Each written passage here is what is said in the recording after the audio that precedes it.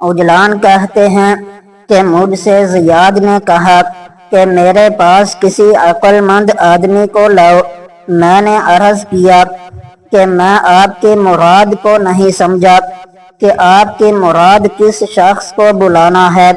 انہوں نے جواب دیا کہ عقل مند آدمی جب اس کا چہرہ اور قد سامنے ہو تو چھپ نہیں سکتا۔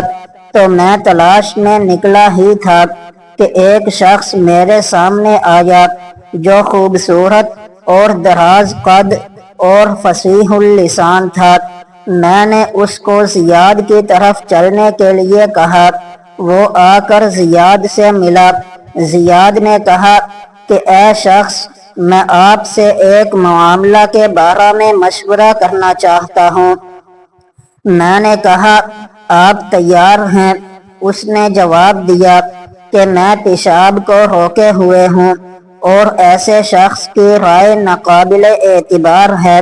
زیاد نے مجھ سے کہا کہ اے عجلان، اس کو بیت الخلاء لے جاؤ۔ میں نے پہنچا دیا۔ جب وہ نکلا تو اس نے کہا میں بھوکا ہوں اور بھوکے کی رائے ناقابل اعتبار ہے۔ زیاد نے کہا اے عجلان، اس کو کھانا دو۔ تو کھانا لایا گیا۔ پھر جب وہ کھانے سے فارغ ہو چکے تو کہا اب پوچھئے، آپ کو جس امر کی ضرورت ہو۔ تو ان سے جو سوال بھی کیا گیا ان کے پاس اس کا مناسب جواب موجود تھا۔